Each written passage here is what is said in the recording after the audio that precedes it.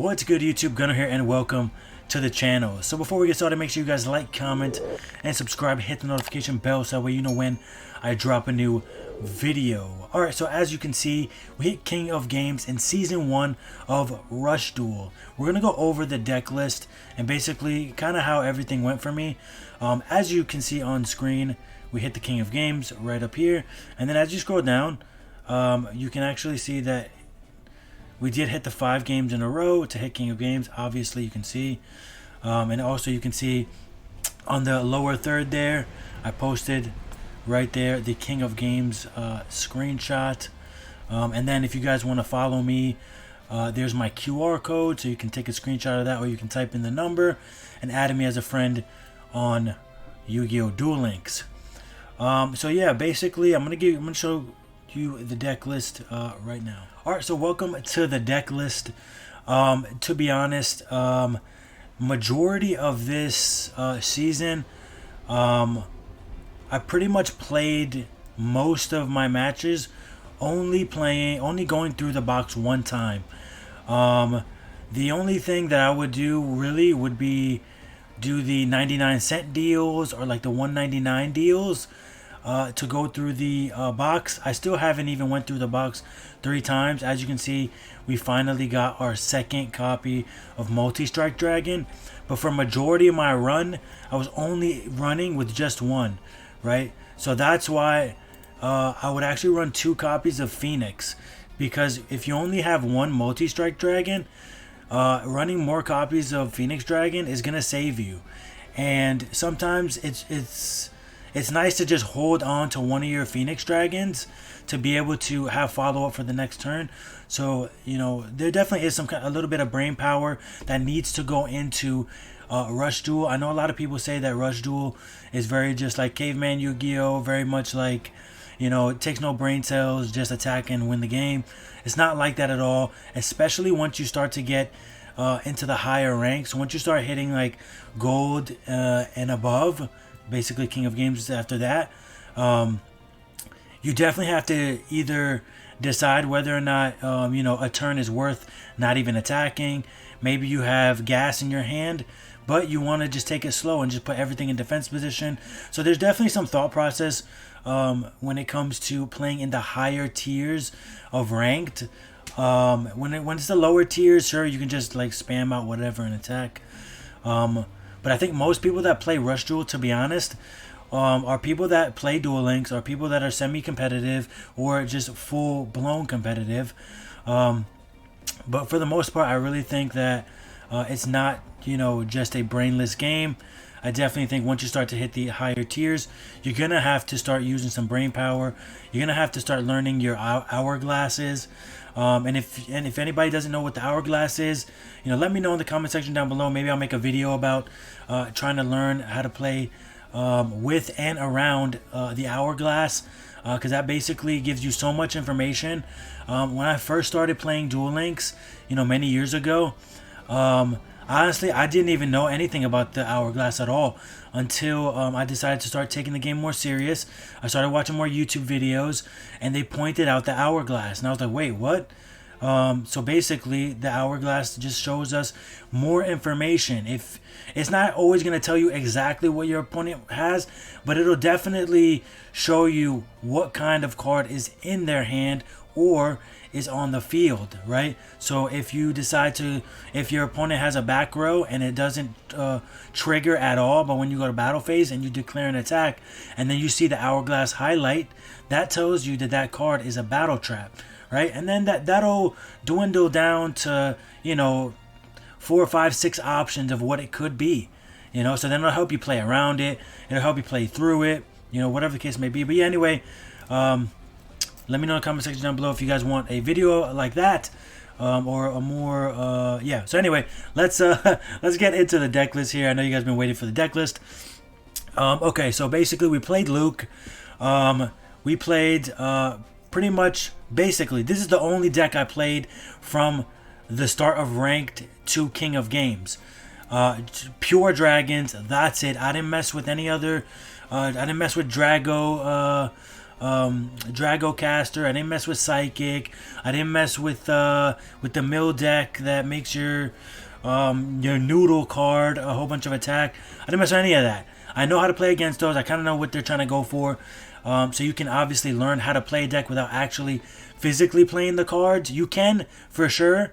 But for me, honestly, I didn't do that. I just sat down and played this deck from Rookie to King of Games. And again, majority of my run, all the way to about Gold 3, I had only went through the box one time.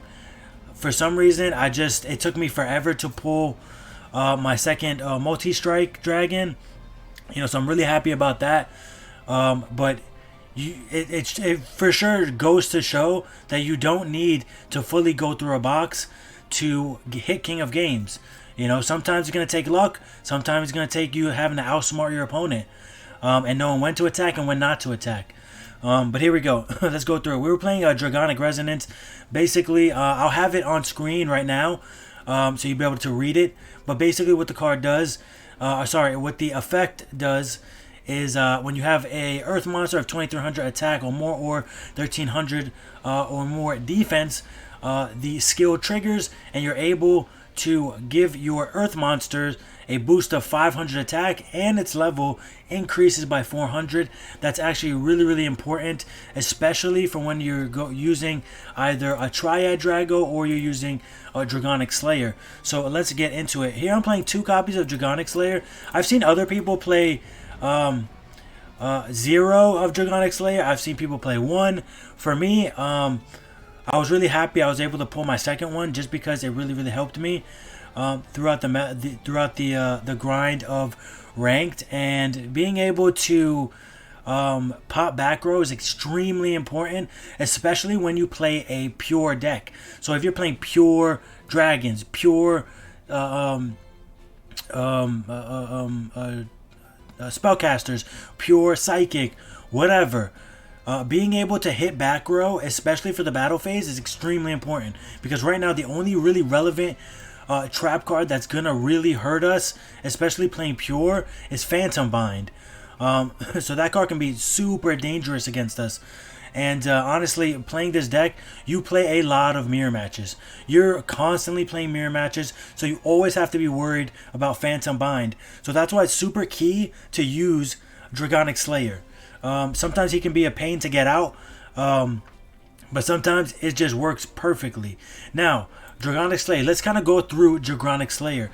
It is a level 7 Earth dragon monster with 2300 attack, so it works perfectly with the skill, right? So here's the requirement. It says you have a face-up level 7 or higher dragon type monster other than this card on your field, and then the effect is destroy 1 spell or trap card on your opponent's field. Now, everyone knows with Duel Links there are no hard ones per turn cards.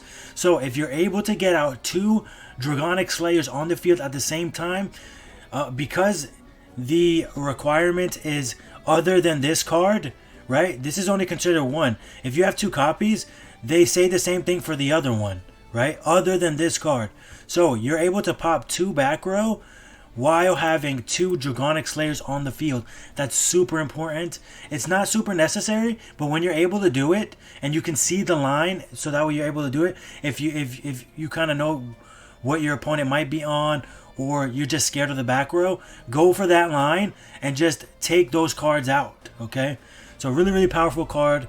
Obviously, it goes to 2800 with the Dragonic Resonance boost, which swings over pretty much most cards in the game. I do know that the Blue Eyes skill is in the game now, so you could be weary of that now. But anyway, this is a super, super powerful card. At least play 2. That's just my opinion. But if you only want to play 1, that's to your own preference. All right, here we got 2 copies of Multi-Strike Dragius. I would run 3 if I had 3, but as I told you early in the video, I've only got 1. I mean, I've only got 2 now, but majority of my run was just 1 copy. So obviously, this is the most powerful card in the game right now. It gives you double attack just by milling a card from the top of your deck. You're able to swing into a monster and then swing directly, which is really nice. But make sure that if there's ever only one monster and you have two monsters, multi-strike dragon and maybe another monster, make sure you and use the effect to mill to attack twice. Make sure you attack with multi-dragon and then swing for life points with both monsters, because sometimes people make a mistake where the opponent only has one monster, they have a multi-strike dragon and another monster, they use the effect to mill, but then they kill the monster with the other monster, so that way multi-strike dragon only gets one attack, so you mill the card for no reason. So make sure you guys are utilizing that. I've definitely seen people make that mistake. Yeah, again, obviously, multi-strike dragon, the best dragon card in the game, and it's absolutely amazing for the deck. Here I got one copy of Phoenix Dragon. Basically, if your board is wiped out, he's going to be able to allow you to send a card from your hand and then be able to add a level 5 or higher, a dragon type monster from the graveyard back to the hand. So it's going to help you be able to add your gravity press, be able to add you back your Dragonic Slayer, your multi-strike dragon, and your piercing bunker strike dragon. So very, very nice. Really, really important card to have. If you only got one multi-strike, run this at 2. It's a really, really powerful card. If you have no multi-strike dragons, run it at 3, because at that point you need recursion. You need the ability to get your big dragons back to the field through your next turn, through that same turn. Here we got one copy of Piercing Dragon Bunker Strike. Really, really powerful card. Right now I only own, I think I only have one of these. But basically the card's insane. The card is absolutely incredible. If you could run more, run more. But right now for me, I think I've only got one.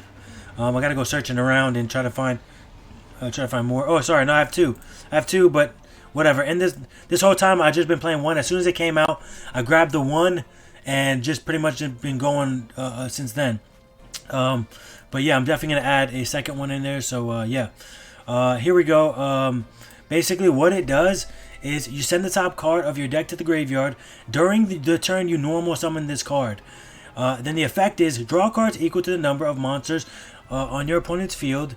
Then place cards from your hand equal to the number of cards drawn by this effect on either the top or the bottom. So this is a super good card, because it's going to be able to allow you to play second, right? This card's going to be able to absolutely just go insane going second, because if your opponent has a full board, right, that's 3 cards that you're going to draw off the top of your deck, and you're able to choose what cards you want to put on the bottom, or if you want to see them again in your next hand, you set those 3 back onto the back into the top of the deck. So this card is absolutely incredible. If you can play 2, play 2. If you can play 3, play 3. Yeah, so this card's absolutely crazy. Again, it's 2300. It's in Earth. It works perfectly with Dragonic Resonance. It'll go 2800. Yeah, this will help you get pop cards with Dragonic Slayer. So very, very insane. This card's absolutely amazing. But for the deck list and how I hit King of Games, I only needed 1. If you can run more, baby. Here we got 2 copies of Gravity Press Dragon. I've seen a lot of people play this at 3 copies.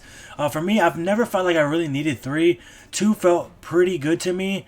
But I can honestly, I can see why people would play 3. Yeah, you know, play 3 if you feel like it. Play 2 if you don't. It is what it is. Absolutely crazy card. So basically, it's a single tribute monster, which makes him really, really good. And then his requirement and effects say send 1 card from your hand to the graveyard. 1 face-up monster on your opponent's field loses 700 attack and defense until the end of this turn. It's very, very good to be able to put your opponent's multi-strikes down by 700, and any other boss monster your opponent has, you're able to use Dragonic Resonance and be able to swing right over it. So it's really, really powerful. So yeah, I would say either 2 to 3 copies of that. Very nice. Here we got 2 copies of Triad Drago. A really, really underrated card. I actually really, really like this card. Sometimes you're going to be able to get its effects, and sometimes you won't. But definitely try to utilize it if you have it in your hand. So basically what it does is your opponent has a level 7 or higher monster, and you have 2 face-up non-level 3 dragon type monster on the field. You can draw a card. So this is more like the effect is more of a go second effect, because your opponent needs to have a level 7 or higher. So sometimes when you draw it, your opponent doesn't have it, you kind of just either use it as like just defense and just pass, or you just use it as tribute fodder, pretty much. But yeah, regardless, you're not always going to get the effect, but when you do, it can definitely become clutch for you. Here are three copies of Sports Dragon Slugger, along with 3 copies of Sports Dragon Pitcher. These two are simultaneously 2 amazing cards. It's a little, I guess it's the Sports Dragon engine. I would assume that's kind of what people consider it. So basically, one gets the other if the other one's in the graveyard. But the only thing is, level 4 or lower monsters can't attack the turn that you activate the effect to revive the other one. So make sure you keep that in mind. But basically, you use this in tandem with Dragonic Pressure, because if you're able to send these 2 from the hand to blow up the board, you can be able to revive one of them and then bring back the other. And then there you have a 2 tribute for a multi-strike dragon, for a Dragonic Slayer, for a bunker. You could even go double gravity press. So it's really versatile, and it's really powerful. Just again, make sure that you don't try to attack with level 6 or lower monsters. But yeah, very nice. Here we got 3 copies of Twin Edge Dragon. Its effect doesn't come up often, but when it does, and it's led me to a couple of OTKs just being able to use its double attack, because if you pair this with with a multi-strike dragon, Twin Edge, and maybe like another monster or whatever, multi-strike dragon is basically going to get you pretty much 4 attacks, because you can just swing twice, and then you can swing with another monster, and then you can hit them directly with 2k with Twin Edge. So it's really insane when you're able to get this effect off, but also you need to time it. So you want to make sure that you have game on board and be able to break the board. Make sure your opponent has no back row, or if you do, get rid of it. But yeah, it doesn't always come up, but when it does, it's super clutch. Yeah, and then we got 3 copies of the pitcher, which I went over before. We got 3 copies of Winged Dragon Guardian Fortress. Yeah, just your regular vanilla. Same with Drago, right? 1500 attack, very nice. Here we got 1 copy of Hammer Crush. Now, for the majority of my push, I did not play Hammer Crush. I played Hammer Crush at 1 or 2 copies when I didn't have 2 Slayer. I only had 1 Slayer, so I was like, okay, I need ways to get rid of back row. So Hammer Crush was that spot. When I pulled the second Slayer, I took out Hammer Crush completely from the deck. Right, and then I just threw in another dragon or whatever. But once I hit like gold 4, gold 5, actually gold 5, I really started noticing a lot more Phantom Binds. Yes, Phantom Binds is everywhere for sure, but it didn't bother me too much up until I started getting into that higher tier player. Right, you're going against higher tier players, so they're always going to be playing Phantom Bind. So for me, I was like, you know what? I need another way to be able to start popping back row faster than when I'm able to get to my Slayer. So Hammer Crush for me, it worked really well for me. Maybe not for some other people, that's fine. Another tech that I saw, and I was actually thinking about using it, was Pierce.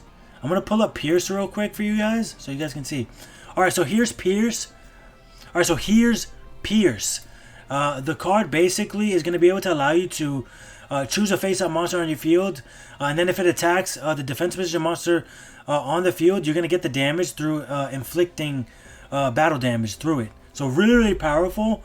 A lot of people don't play it, but I started to kind of notice it around.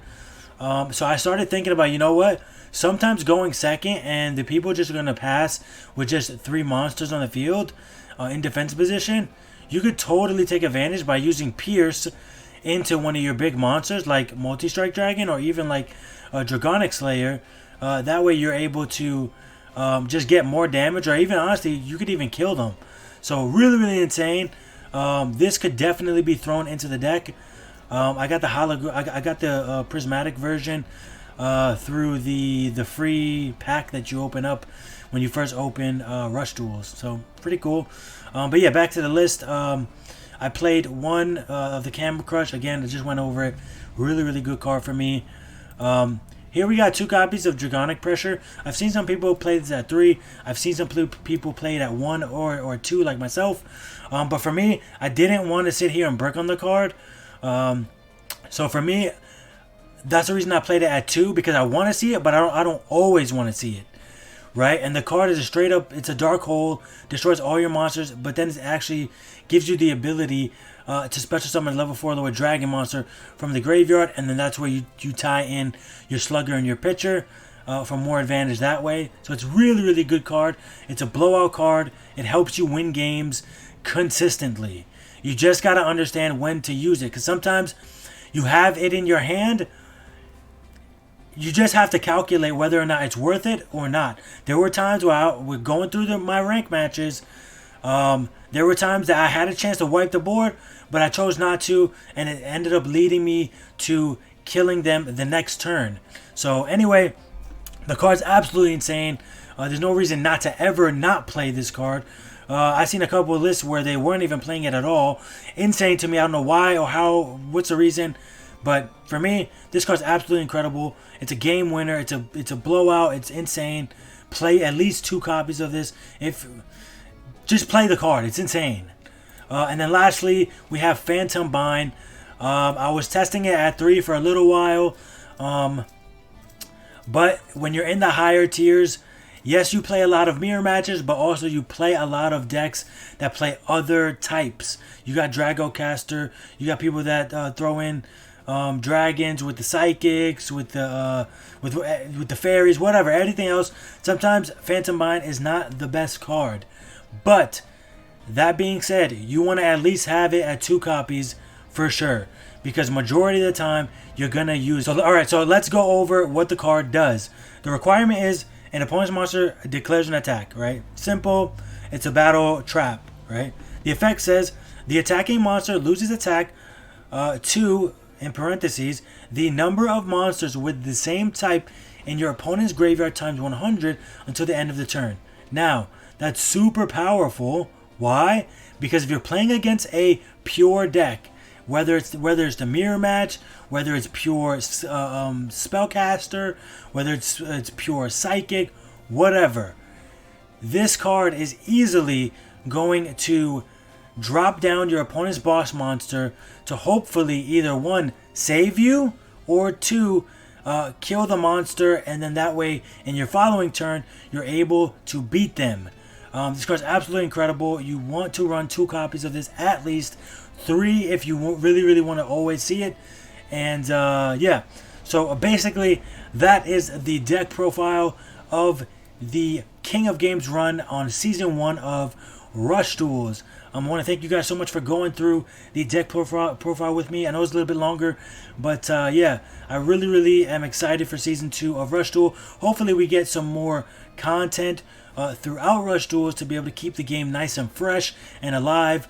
But yeah, for anybody thinking that you cannot hit King of Games going through the box just one time, honestly, you can do it. It's a combination of skill. It's a combination of luck. It's a combination of, like, whenever you hop on the game, hopefully you can run into some people kind of messing around or whatever. But honestly, you don't need to go through a box 3 times. Going through it once, you can hit King of Games. Going through it twice, you most likely hit King of Games. And then obviously going through it 3 times, there's no doubt you should hit King of Games.